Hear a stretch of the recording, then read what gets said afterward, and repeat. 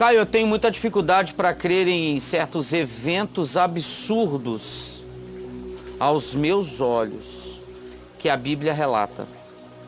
Eu gostaria de saber que relevância eles teriam para a essência da mensagem de Cristo e da salvação. Não tenho a menor ideia do que ela está falando. Ele vai citar os eventos. Então vamos lá. Ele tem dificuldade em crer em eventos absurdos. Sim. Quer saber? Se o único evento Por absurdo exemplo, vai.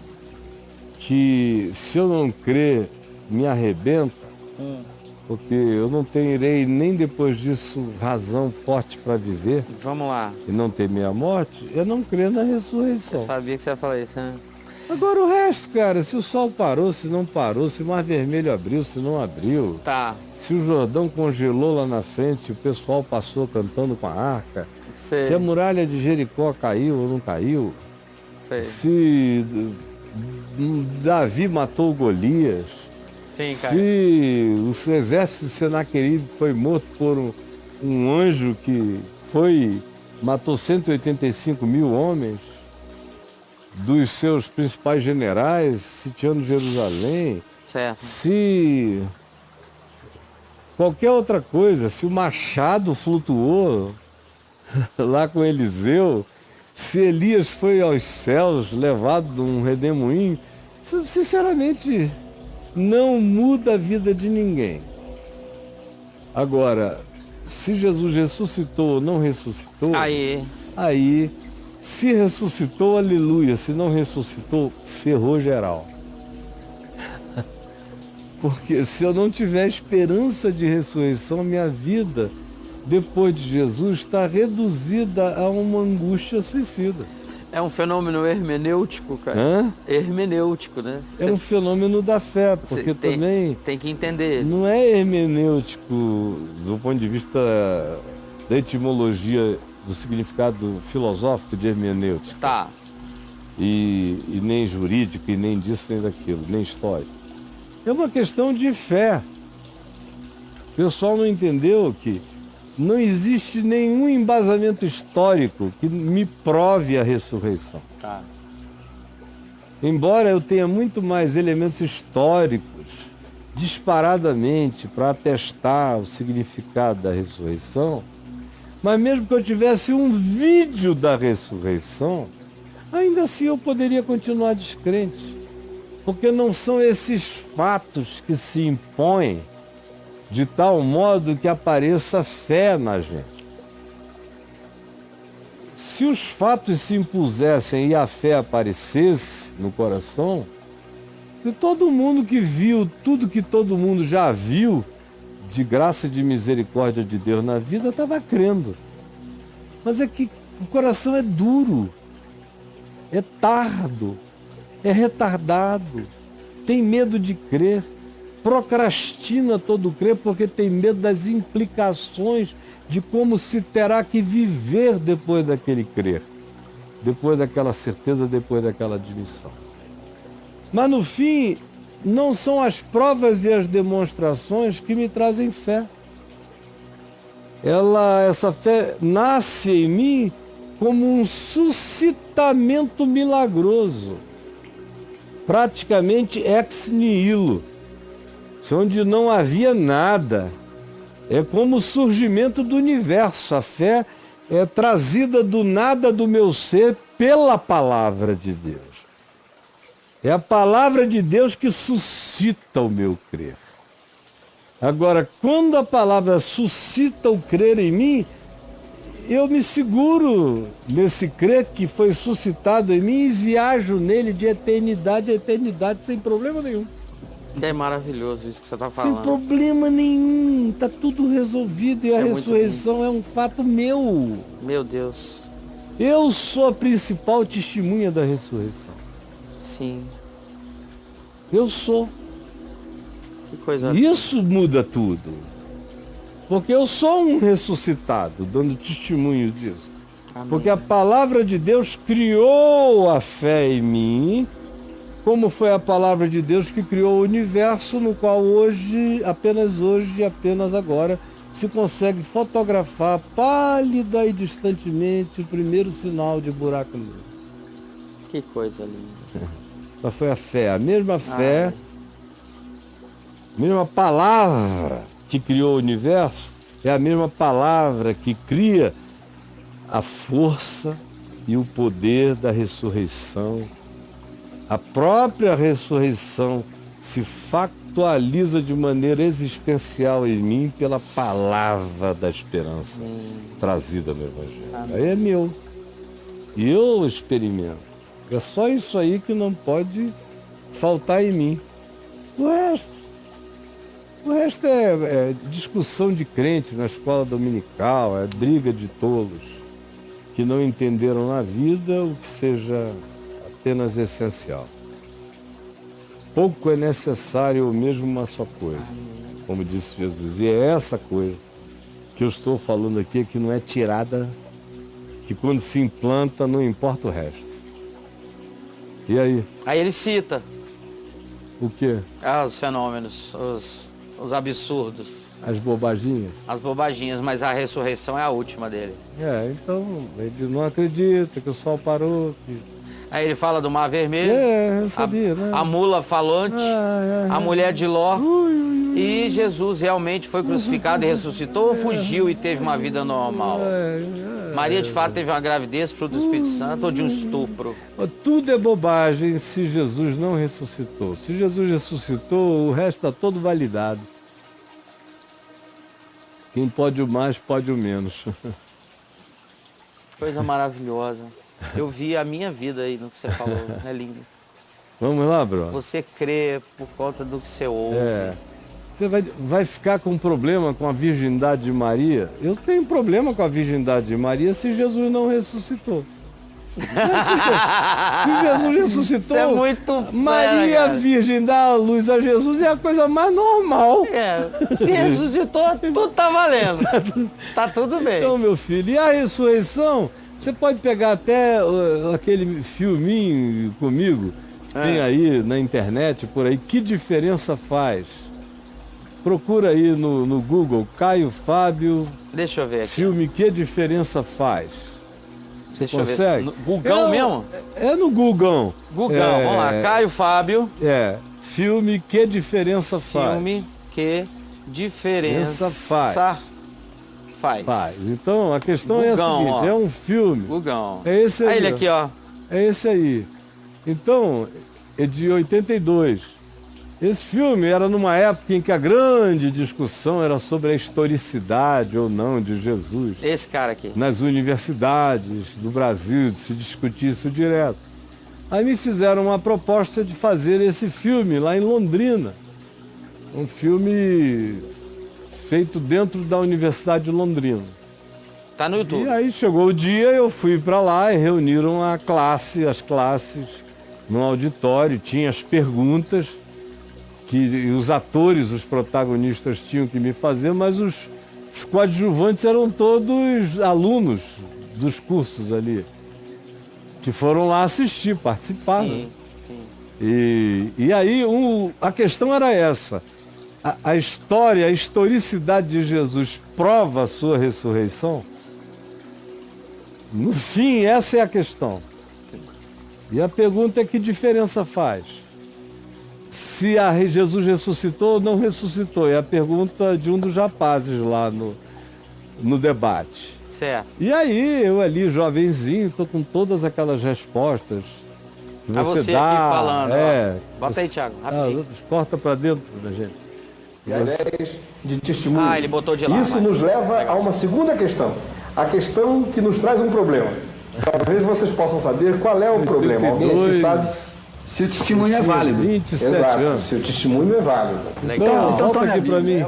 Legal, legal. Então, depois quem quiser chega lá. Mas até essa resposta que eu estou aí, que das respostas racionais a respeito da objetividade, da observação testemunhal da ressurreição de Jesus, é a mais esmagadora de todas, quando você compara com a historicidade de Sócrates, historicidade de Platão, historicidade de Heródoto, historicidade de quem você queira. Você fala até pelo tempo que foi escrito.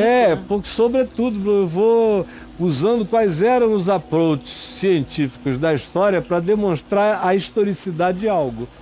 E como em relação a Jesus e o Evangelho, a proximidade dos documentos em relação às narrativas acontecidas, praticamente é Colado, é 70. Não dá nem tempo de criar um mito. Uhum. E quando eu falei isso, ainda não existia Magdala do jeito que ela existe lá na Galiléia hoje em dia. Certo. Que é o novo frisson arqueológico. Ah, é, Caio? Da Galiléia, são as descobertas, os detalhes em Magdala. Sempre se soube que Magdala era ali, mas não estava escavado.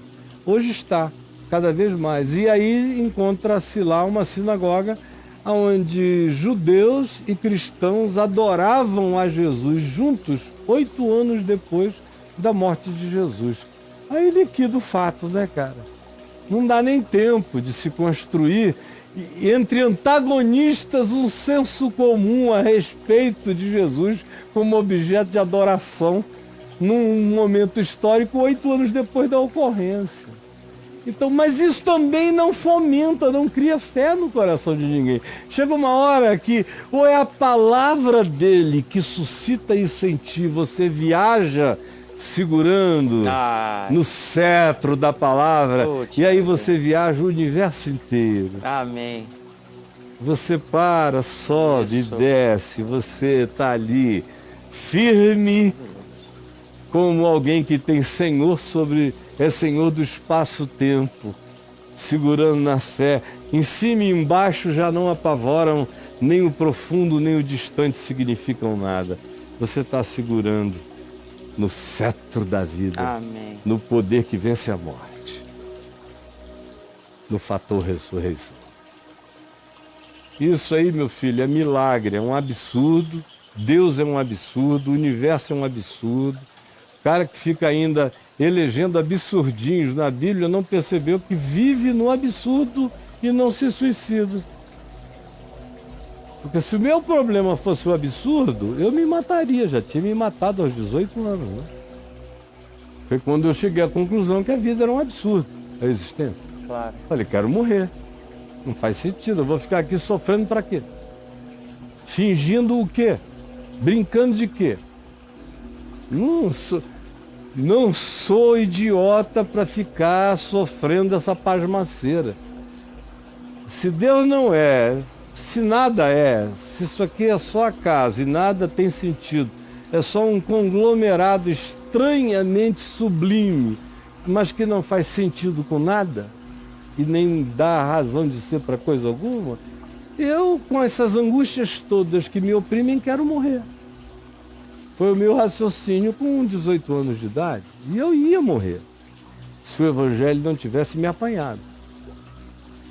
Eu não saberia brincar de absurdo, nem ficar mudando de ideia para lá e para cá. Agora eu creio em Deus, agora eu não creio mais, agora não lá. Como tem uns carinhos aí que fazem. Tem. Não, eu não teria isso. Quando você nasce com um espigão roxo no espírito,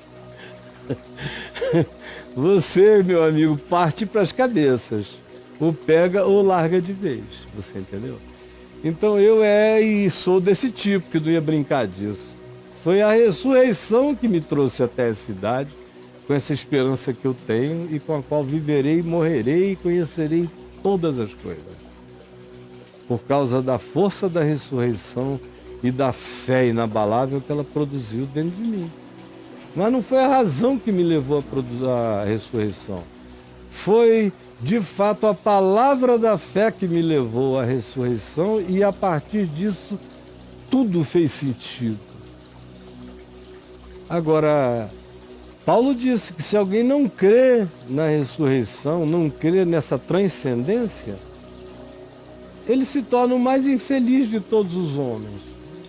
Uma vez recebendo essa informação e vivendo perturbado por essa descrença, ou quem sabe não. Mas habita e existe na não solução. Mas eu dizia, você vive no absurdo e não se suicida. Por que você não se suicida? Você tem todas as razões para se suicidar, você vive num universo absurdo. Aqui. Isso eu constatei com 7 anos de idade. Eu levei um susto. Brincando de cheirar formigas no pátio da minha casa. Eu adorava sentir cheiros de tudo. E gosto de discernir nos cheiros.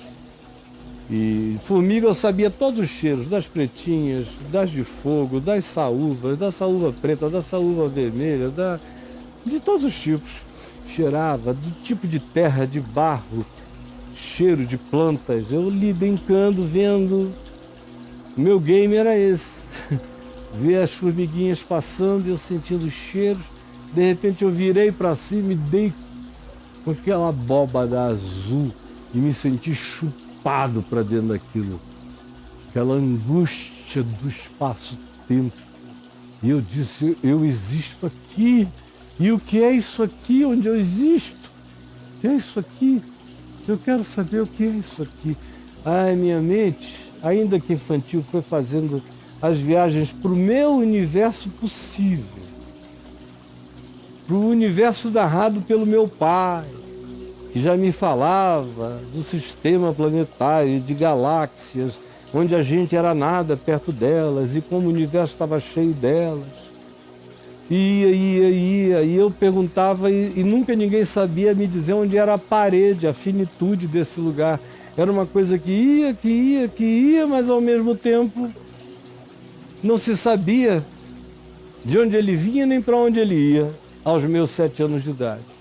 Hoje se tem muito mais explicações a esse respeito, mas ainda assim ele continua completamente absurdo. O universo no qual a gente vive, onde a gente descobre coisas que nele existem, em si nos é absurdo. Mas a gente não suicida-se, a gente admite a existência do absurdo todo dia. Eu levanto aqui e digo, o tempo acabou. O tempo acabou. No universo absurdo. E eu vou ali beber uma água absurda, comer uma comida absurda, beijar a minha netinha absurda, minha mulher absurda, não está em casa agora. Vou assistir a reprise desse papo de graça sobre o absurdo. Absurdamente, tecnologicamente, está voltando para tua casa. Voltando para minha casa num universo absurdo sobre o qual a gente fala a respeito de buracos negros e ressurreições. Tudo é absurdo. É que absurdo para você ainda é muito pouco. Porque na hora que absurdo for tudo, você vai deixar de ter problema. Vai ficar tudo bem. Não. Ou ele resolve na fé, ou ele vai ter que viver em agonia. Por enquanto, ele não levou o absurdo às últimas consequências nem às últimas implicações. Como a maioria desses filósofos todos que vocês veem aí, filosofando, nenhum deles fez a viagem, não, porque não tem coragem de botar a cara no nada do absurdo, no nihilo absoluto e viver com as consequências existenciais. De não poder chamar mais ninguém de meu amor, só de minha reação química. Não poder mais chamar ninguém de gostosa, ter que chamar de complexos simultâneo de prazeres convergentes. Mas que é ruim. É ruim? Não, de não poder mais chamar nada de pôr de sol nem de nascer do sol. Você tem que descrever o fenômeno. Você não vai, a vida acaba.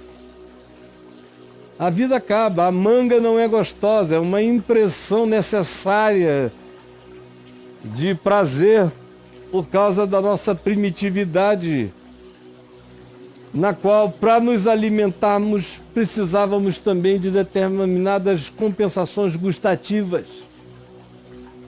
A vida está reduzida à química. Francis Crick era o cara da moda quando eu tinha 18 anos de idade. A vida toda reduzida a um complexo químico. Só isso. Então, quem ainda tem esses absurdos, essas descrenças, porque eu não tenho nisso, não tenho naquilo, cara, leva até o fim e descrede tudo, porque tudo é absurdo. Só mesmo a fé nos salva do absurdo cósmico, do absurdo histórico, do absurdo das existências, do absurdo Deus, porque tudo é absurdo. E aí, se você escrever no meu portal Deus e absurdo, você vai encontrar as coisas que você precisa ler para começar a deixar de ser menino e levar a coisa às últimas consequências. Deus e absurdo. 171. Olha, é um númerozinho suspeito. Eu vou fazer uma próxima postagem, que é essa agora, porque 171 não é um número inspirador, mas é um número de registros sobre Deus e o absurdo 171. que você tem aí. Então acabou.